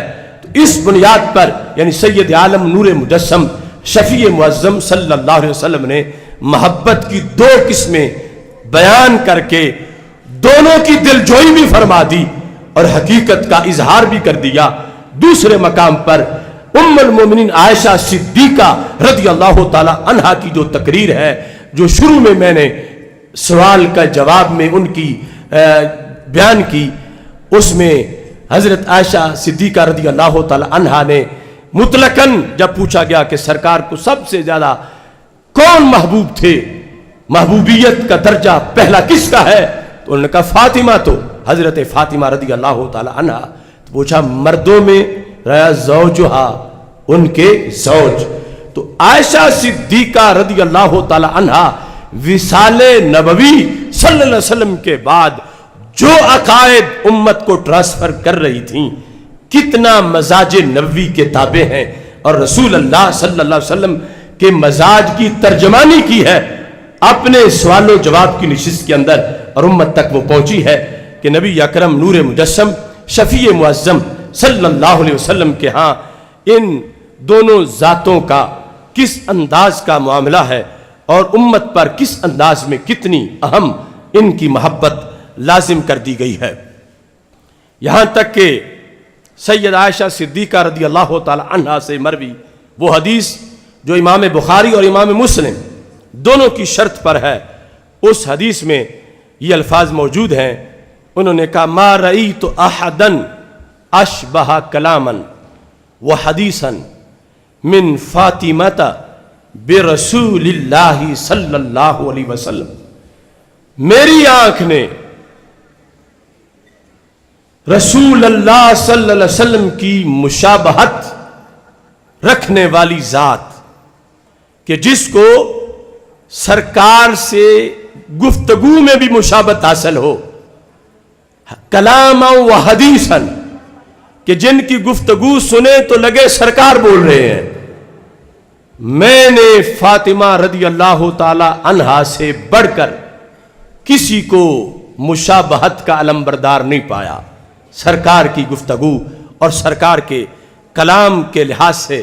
اور کہا اتنا بلند مقام ہے سیدہ فاطمہ رضی اللہ تعالی عنہا کا، کانت اذا دخلت علیہ رحب بہا، کہ جب سیدہ فاطمہ رضی اللہ تعالی عنہا تشریف لاتی تھیں تو رسول اللہ صلی اللہ علیہ وسلم ان کو مرحبا کہتے تھے، وقام، اور اٹھ کے کھڑے ہو جاتے تھے، فآخذ بیدہا، ان کا ہاتھ پکڑ لیتے تھے، فقبلہا، تو ہاتھ کو چوم لیتے تھے، وأجلسہا فی مجلسہ، تو جس نشست پہ خود بیٹھے ہوتے تھے وہاں سیدہ فاطمہ کو بٹھا دیتے تھے۔ نعرہ تکبیر، نعرہ رسالت، عظمت و شان اہل بیت، عظمت و شان اہل بیت، تاجدار ختم نبوت۔ اور انہی شرائط کے ساتھ امام بخاری اور امام مسلم کی شرائط کے ساتھ یہ حدیث بھی موجود ہے کہ دوسری طرف کانت اذا داخل علیہا رسول اللہ صلی اللہ علیہ وسلم، کہ جب حضرت فاطمہ رضی اللہ تعالی عنہا کے گھر سرکار تشریف لے جاتے تھے، قامت الیہ مستقبلتن، تو استقبال کے لیے سیدہ فاطمہ رضی اللہ تعالی عنہا کھڑی ہو جاتی تھیں، وَقَبَّلَتْ يَدَهُ، اور سرکار دو عالم صلی اللہ علیہ وسلم کا ہاتھ چومتی تھیں۔ قبلت یدہ، نبی اکرم نور مجسم شفیع معظم صلی اللہ علیہ وسلم کا ہاتھ چوم کے حضرت سیدہ فاطمہ رضی اللہ تعالی عنہا رسول اللہ صلی اللہ علیہ وسلم کا استقبال کرتی تھیں۔ مستدرک للحاکم کے اندر سرکار دو عالم صلی اللہ علیہ وسلم نے جو تحریک سیدہ فاطمہ کے سپرد کی، اور کربلا میں حضرت امام حسین رضی اللہ تعالی عنہ نے اس کی تجسیم کی، اور آج تک حسینیت ایک تحریک کی شکل میں موجود ہے۔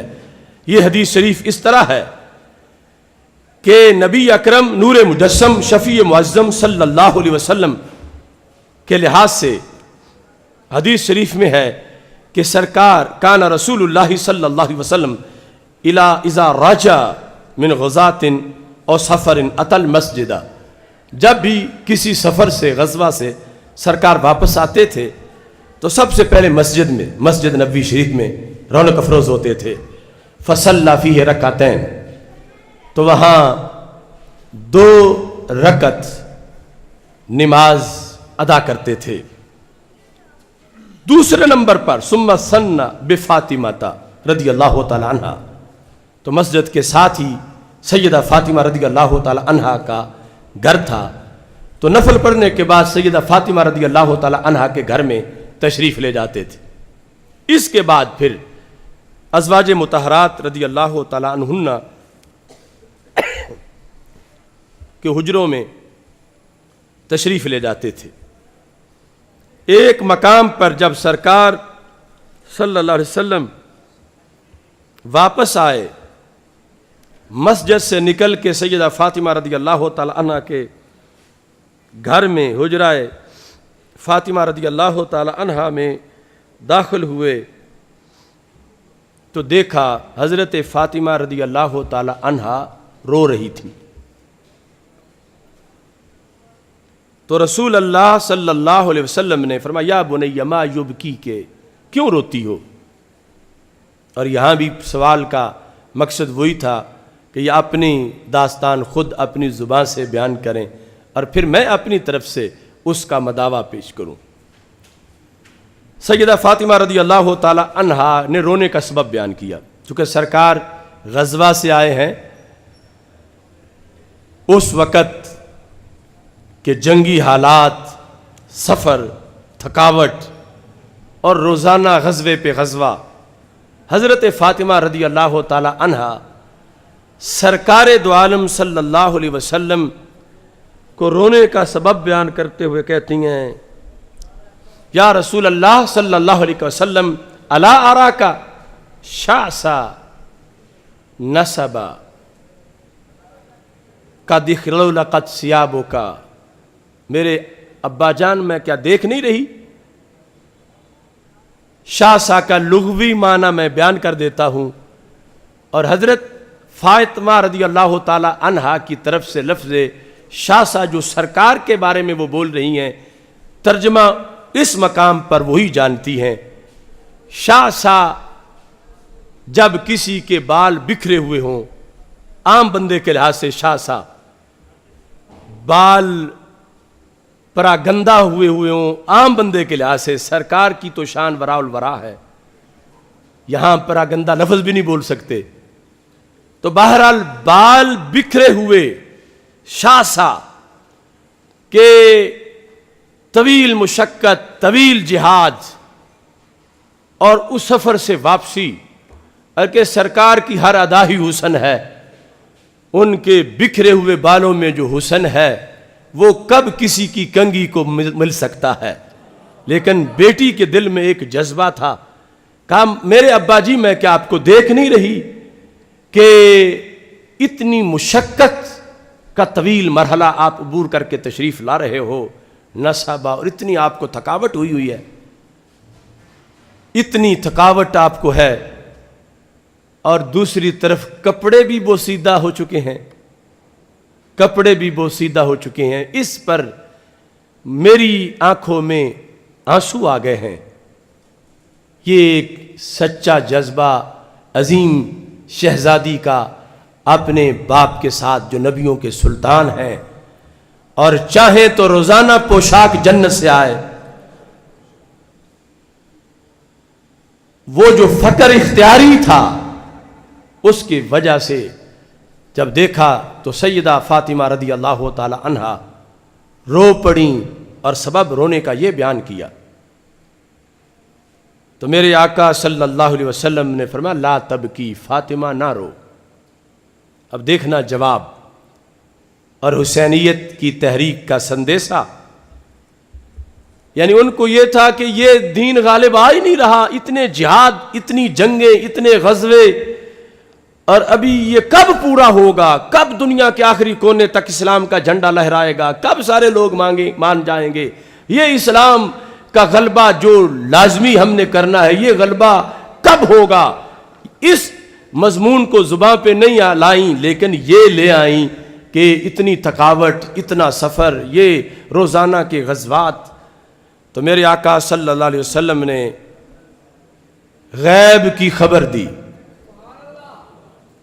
فرمایا لا تبکی فاطمہ نہ رو. کیوں نہ رو؟ فإن اللہ عز وجل بعث اباک لامر.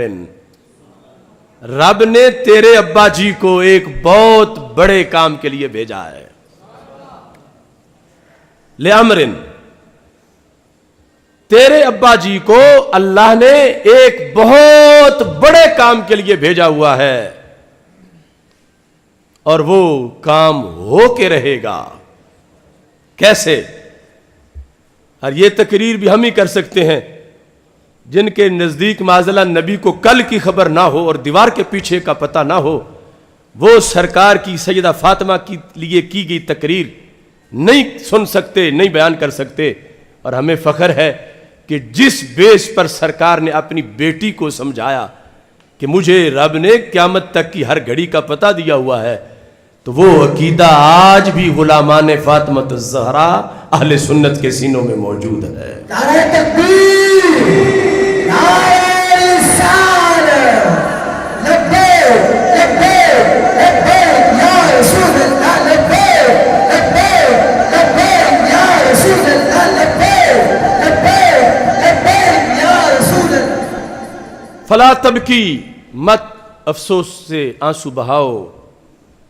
ان اللہ عز وجل بعث اباک, تو ترکیب یوں بھی ہو سکتی تھی, فرماتے بعثانی, بے شک رب نے مجھے بھیجا, رب نے تمہارے ابا جی کو بھیجا. تو یہ خصوصی اظہار محبت تھا ان کی تسکین کے لیے, آنسو خشک ہو جائیں. رب نے اور کسی کو نہیں بھیجا, تمہارے ابا جی کو اس مقصد کے لیے بھیجا. لا یبقا علی ظہر الارض, پوری زمین پر, زمین کی پشت پر کوئی گھر نہیں بچے گا جہاں تیرے ابا جی کے دین کا جھنڈا نہ لہرا رہا ہوگا. تو فاطمہ رونے کی بات نہیں, ہم کامیابی والے ہیں. لا یبقا علی ظہر الارض, زمین کی پشت پر نہیں بچے گا بیت مدرن ولا شارن, مٹی سے بنا ہوا کوئی گھر, یعنی مٹی کی اینٹوں سے بنا ہوا کوئی گھر پوری زمین پر, ولا شارن, اور بالوں سے بنے ہوئے خیموں سے کوئی خیمہ, الا ادخل اللہ بہ, مگر یہ ہوگا کہ قیامت سے پہلے تیرے ابا جی کا سکہ بیٹھ جائے گا, یعنی داخل ہو جائے گا یہ میرا دین ہر ہر گھر میں, ہر ہر گھر میں داخل ہوگا یہ دین, ہر گھر میں داخل ہوگا یہ دین, ہر گھر میں داخل ہوگا. حتی یبلغ ہے سو بلغ اللیل, جہاں تک رات جاتی ہے, یعنی دنیا میں جہاں جہاں بھی رات ہوتی ہے وہاں وہاں تیرے ابا جی کے دین کا سورج چمکے گا. نعرہ تکبیر, نعرہ رسالت, اسلام اسلام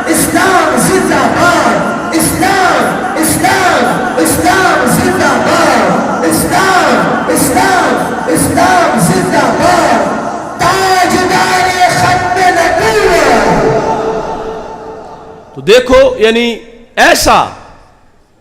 ایسا مکالمہ کائنات میں کس باپ کا اپنی بیٹی سے ہے؟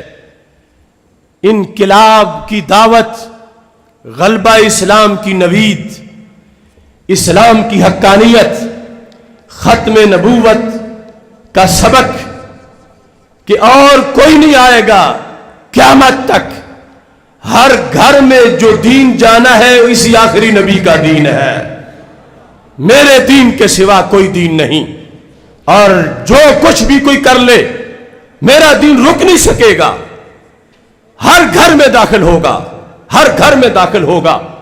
جہاں جہاں بھی زمانے میں شام ہوتی ہے، رات ہوتی ہے، اندھیرا چھاتا ہے، وہاں وہاں تک میرا دین پہنچے گا۔ تو رسول اللہ صلی اللہ علیہ وسلم کی بلند سوچ اور اسلام کی حقانیت اور سیدہ فاطمہ الزہرا رضی اللہ تعالی عنہا کو سرکار نے جو مشن سونپا، جس کی خاطر امام حسین کربلا کی طرف نکلے کہ نبی اکرم نور مجسم شفیع معظم صلی اللہ علیہ وسلم کے دین کے غلبہ کی تحریک حسینیت کہلائی، اور آج بھی جو تحریک جاری ہے حسینیت کہلائی، اور سیدہ فاطمہ رضی اللہ تعالی عنہا کے آنسو خشک کرنے کے لیے جو سرکار نے گفتگو کی ہے، وہ فاطمہ الزہرا رضی اللہ تعالی عنہا کے غلاموں کے لیے یہ سبق ہے کہ عقیدت یہ ہے کہ ان کے دین کے غلبے کے لیے نکلو، ان کی ختم نبوت کے تحفظ کے لیے نکلو۔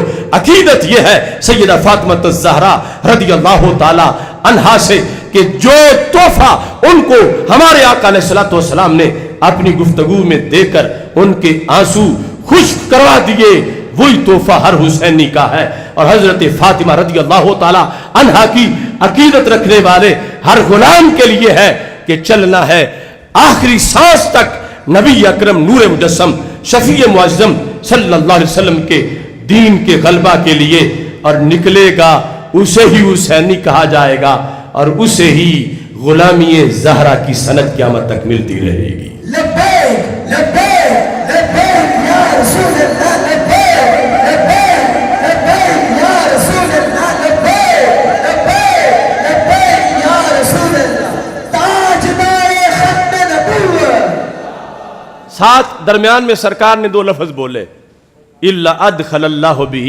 کہ ہر گھر میں میرا دین داخل ہوگا۔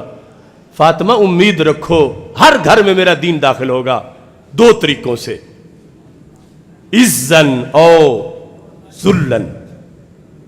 دوسری حدیث میں ہے بعزت عزیز اور بذلت ذلیل۔ فرمایا ہر گھر میں میرا دین داخل ہوگا۔ کیسے داخل ہو جائے گا؟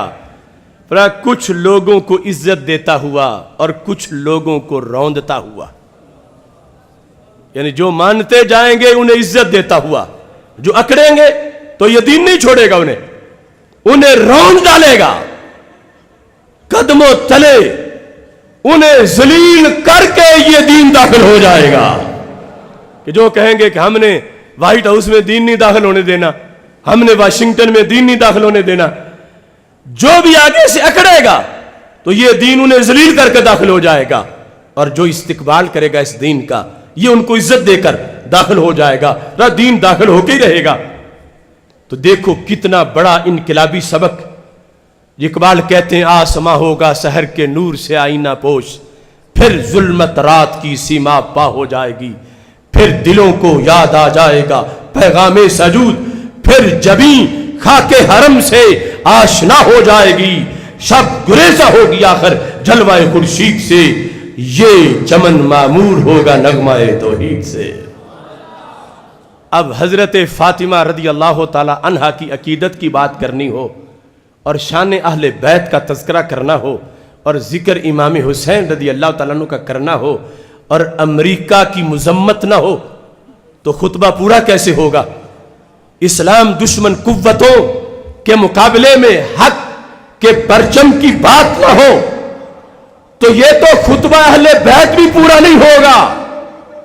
ہمیں لوگ کہتے ہیں بس سیدھی سیدھی تقریر کیا کرو، کیوں چھیڑتے ہو کبھی امریکہ کو، کبھی برطانیہ کو، کبھی اسرائیل کو، کبھی کسی کو، کبھی کسی کو، کبھی دجالی فرقے فری میسن کو، کبھی امریکہ کے نیو ورلڈ آرڈر کو، جو کہتا ہر جگہ آرڈر میرا ہوگا، آرڈر میرا ہوگا، نظام میرا ہوگا.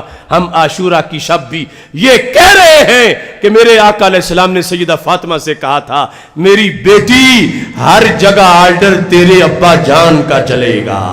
نعرہ تکبیر، نعرہ رسالت، نظام نظام نظام مصطفیٰ، نظام نظام نظام مصطفیٰ، نظام نظام نظام مصطفیٰ.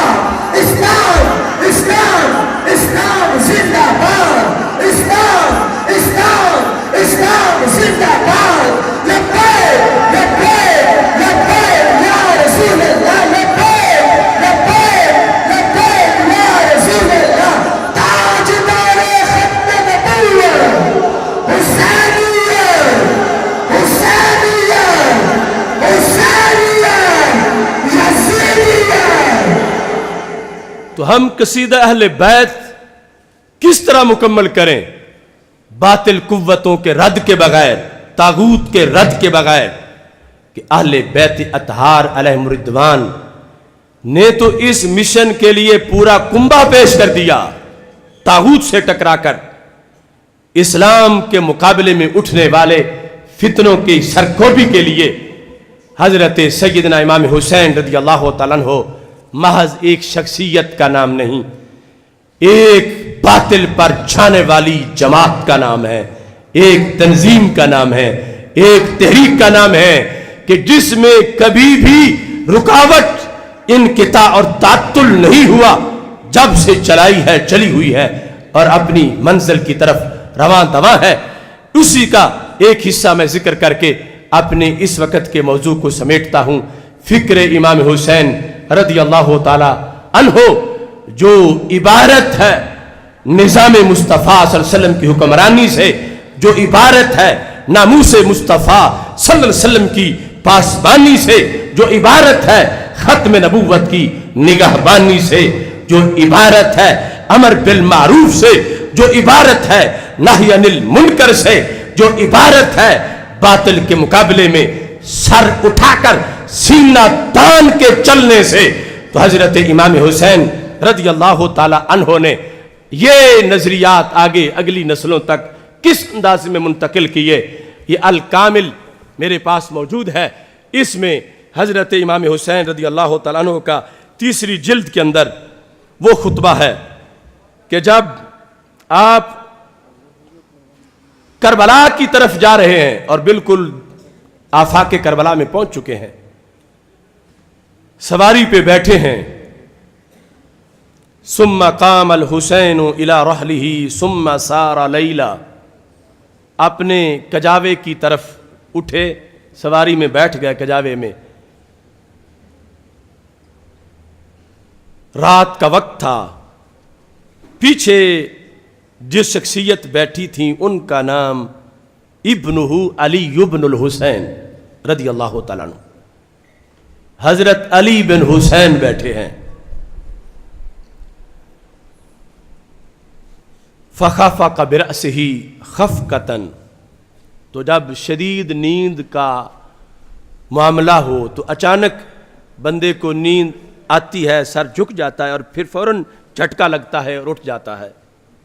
تو یہ خفقہ تھا، یعنی اچانک نیند کے غلبے سے سر جھکا اور فوراً آپ نے سر اوپر اٹھایا. وَهُوَ يَقُولُ، اور عالم بیداری میں کہہ رہے تھے اِنَّا لِلَّهِ وَإِنَّا إِلَيْهِ راجعون، الحمد للہ رب العالمین. یہ دونوں آیات مکس کر کے پڑھ دی، درمیان میں واو ہے. فَأَقْبَلَ إِلَيْهِ ابْنُهُ علی ابن الحسین رضی اللہ تعالیٰ عنہما. تو آخر اس گھر کا ہر بچہ جسے دیکھو وہی شیر خدا معلوم ہوتا ہے. تو حضرت علی بن حسین محسوس کر گئے کہ کوئی معاملہ ہے. یا اباتی، میرے ابا جی، جوئل تو فدا کا، میں آپ پہ قربان.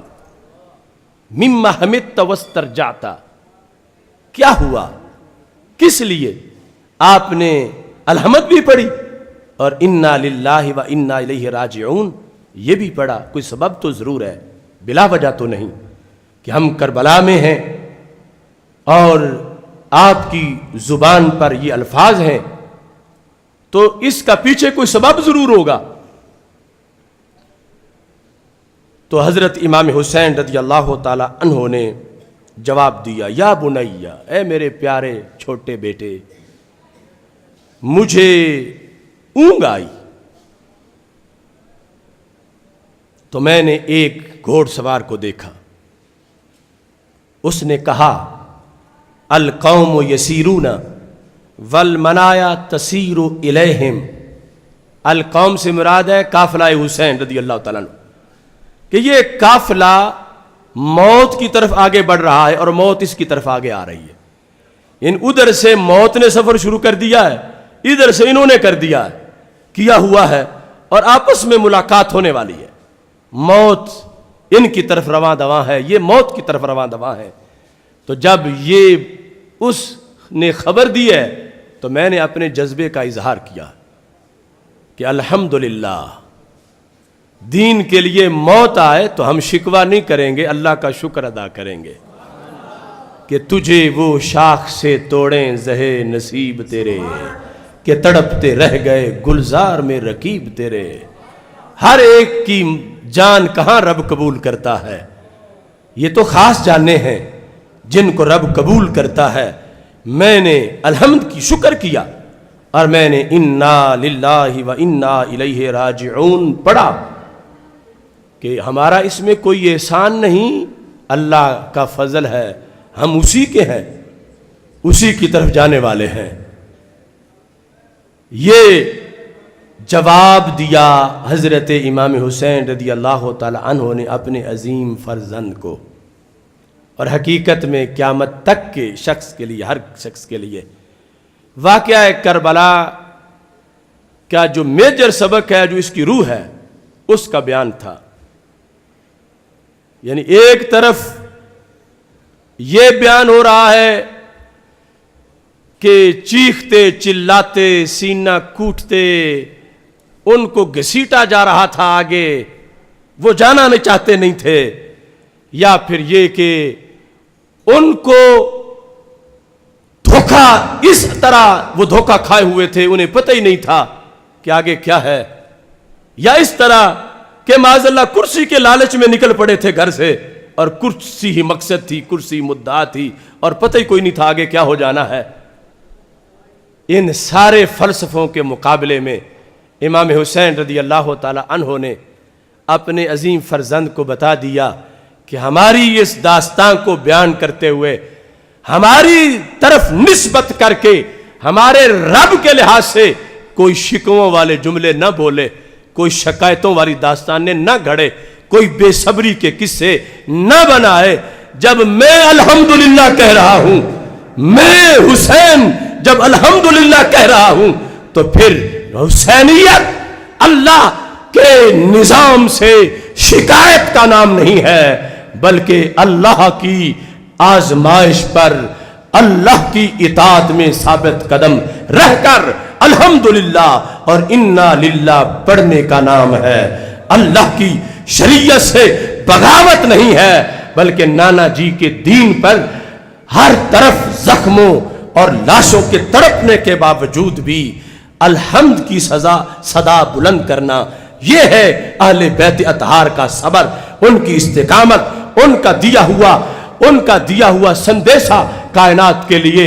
مقابل کا یزید مردود، اس کو تو ایک ایک گھڑی کا کل حساب دینا پڑے گا. اس کے مظالم پر اس کی ہر گھڑی ایک مذمت ہے، لیکن یہ جانے والے جنہیں دین کی وجہ سے کانٹوں پہ گزرنا پڑ رہا ہے، یہ رب سے شکوے کرنے والے نہیں، یہ اس نبی کے فرزند ہیں جو آخری نبی ہیں اور جنہوں نے ساری امتوں کے کردار کا اپنی طرف سے جامع گلدستہ پیش کیا. اور صبر استقامت کے سبق ان کی آل نے پریکٹیکل کر کے کربلا میں دکھا دیے. نعرہ تکبیر، نعرہ رسالت، نعرہ حیدری، عظمت شان اہل بیت،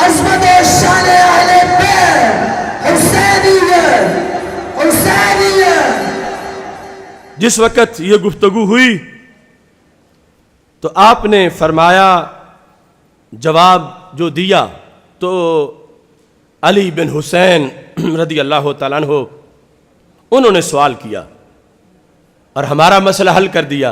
وہ سوال نہ کرتے تو حسینی جواب کہاں سے آتا؟ ہم جیسے کروڑوں ان کی ایک سوچ کے کروڑ میں حصے کی چمک بھی نہیں پا سکتے. ہم سے آج یہ سوال ہو جاتا جو امام علی بن حسین امام حسین سے کر رہے ہیں تو ہمیں جواب نہ آتا. انہوں نے سوال کیا اور سنی فلسفہ واضح کر دیا. کہنے لگے جو آج قدم قدم پہ سوال ہے، یعنی نجدی ٹولہ خارجی وہ کہتے ہیں کہ تم کہتے ہو مشکل کشا ہیں تو اپنے نواسے کو پانی بھی نہیں دے سکے. ہوتا ہے نا یہ، کوئی کہتا ہے کوئی کہتا ہے. تنگ سوچ انہیں پتہ نہیں، یہ تو پھر سوال اللہ تک جا پہنچے گا. اللہ کی قدرت پر سوال ہو جائے گا، اللہ کی الوہیت پر سوال ہو جائے گا. تو امام علی بن حسین ہماری رہنمائی کے لیے انہوں نے سوال کر دیا. کہنے لگے یا اباتے، میرے ابا جی، لا اراک اللہ سوا، رب کبھی بھی آپ کو کوئی بری چیز کسی کا سامنا نہ کرنا پڑے، اللہ کبھی بھی مشکل وقت آپ پہ نہ لائے. یہ سوا سے مطلب ہے کہ کبھی بھی کوئی ایسی حالت نہ گفتہ بے جسے ہمیں سامنا کرنا پڑ جائے، رب وہ آپ پہ نہ لائے. یہ دعا دے کر کہا السنا علی الحق، کیا ہم حق پہ نہیں ہیں؟ یعنی کیا مقام و مرتبہ ہے آل نبی علیہ الصلوۃ والسلام کا، کیا ہم حق پہ نہیں ہیں؟ یعنی مطلب تھا جب ہم حق پہ ہیں تو ہمارے لیے ہی پانی کیوں بند؟ جب ہم حق پر ہیں تو ہمارے لیے ہی یزیدیوں کے نیزے کیوں تیار؟ جب ہم حق پر ہیں تو ہمیں ہی دین کے لیے موت کا کیوں سامنا ہے؟ السنا علی الحق، کیا ہم حق پر نہیں ہیں؟ یعنی جو ایک عام آج صورتحال، اللہ والے ہیں تو پھر اللہ تعالیٰ تو ان کی مدد کرے گا، اللہ والے ہیں تو پھر تو مشکل حل ہے، اللہ والے جو ہے. تو کتنی بصیرت تھی امام علی بن حسین کی، یہ ترجمانی کرتے ہوئے قیامت تک کے تنگ دماغوں کے سوالات کو پیش کر دیا. جب ہم حق والے ہیں تو پھر ہمارے لیے کیوں صورتحال بن گئی ہے کہ ہم موت کی طرف جا رہے ہیں، موت ہماری طرف آ رہی ہے، زندگی پیچھے بچی نہیں، کچھ پیچھے گنجائش ہی نہیں بچی. کیوں ایسا ہے؟ السنا علی الحق، کیا ہم حق پر نہیں ہیں کہ موت ٹل جاتی، موت ہٹ جاتی، مشکل نہ آتی؟ کیا ہم حق پر نہیں ہیں؟ تو امام حسین نے کہا بلا، حق پر ہیں تو پھر ہی تو امتحان آیا ہے. بلا یعنی سوال جواب مل گیا. کیا ہم حق پر نہیں ہیں؟ رب بلا، کیوں نہیں؟ حق پر ہی ہیں، حق پر ہونا ہی سبب ہے، حق پر ہونا ہی سبب ہے. مکتب عشق کا دستور نرالا دیکھا، اس کو چھٹی نہ ملی جس نے سبق یاد کیا. روئے زمین پر اس وقت کے امتحان کا میں ہی تو میرٹ پورا کرتا ہوں اور میرے ساتھ یہ میرا قافلہ ہے. حق پر ہے تو یہ ہوا ہے، حق پر ہونے کی وجہ سے ہی ہم مسکرا کے موت کا استقبال کریں گے دین کی خاطر. حق پر ہی، حق پر ہونے کی وجہ سے. یعنی سوال کا مدارس پر ہے کہ اگر حق پر ہے تو پھر مشکل نہیں آنی چاہیے، حق پر ہے تو پھر مصیبت نہیں آنی چاہیے، حق پر ہے تو پھر یہ زخم کیوں ہے؟ السنا علی الحق، کیا ہم حق پر نہیں ہیں؟ رب بلا، کیوں نہیں حق پر ہیں؟ اور یہ آزمائش روئے زمین پر اس لیے ہماری آئی ہے، اس وقت جتنا ہم حق پر ہیں اتنا کوئی بھی نہیں ہے روئے زمین پر. اس وقت ہم ہی تو حق والے ہیں. بلا، کیوں نہیں؟ قسم اٹھائی ساتھ امام حسین رضی اللہ تعالیٰ عنہ نے، والذی یرجو الیہ العباد، مجھے اس رب کی قسم جہاں سب نے فوت ہو کے جانا ہے، اگرچہ کوئی اپنے کاشانے میں فوت ہو یا راہ کربلا میں یا میدان کربلا میں، مجھے اس رب کی قسم ہم ہی تو حق پر ہیں. اب امام علی بن حسین کا جواب سنو. اس سے پتہ چلتا ہے کہ سوال صرف یہ ہمارے معاملے کے لیے بعد والوں کے لیے تھا. اپنی ذاتی سوچ یہ نہیں تھی کہ ایسا جب پوچھا جائے گا کہ ادھر کہتے ہو یہی حق ہیں یہی حق ہیں تو رب حق والوں کے لیے سب کچھ مصیبتیں کیوں لے آیا. تو جواب جب سن لیا حضرت علی بن حسین رضی اللہ تعالی عنہ نے تو اب کیا بولے؟ کہتے ہیں قالا اذن لا نبالی ان نموت محقین. ابا جی پھر تو کوئی پرواہ نہیں. کتنے یزیدی ہوں، کتنی تیر ہوں، کتنے تلواریں ہوں، جتنے دن پانی بند رہے، جو کچھ بھی آ جائے، لا نبالی، کوئی پرواہ نہیں، کوئی پرواہ نہیں، کوئی پرواہ نہیں. کیوں؟ ان نمیت محقین، ان نموت محقین، کہ ہم حق حق حق کرتے اپنی جان اللہ کے لیے قربان کر دیں گے. یہ تحریک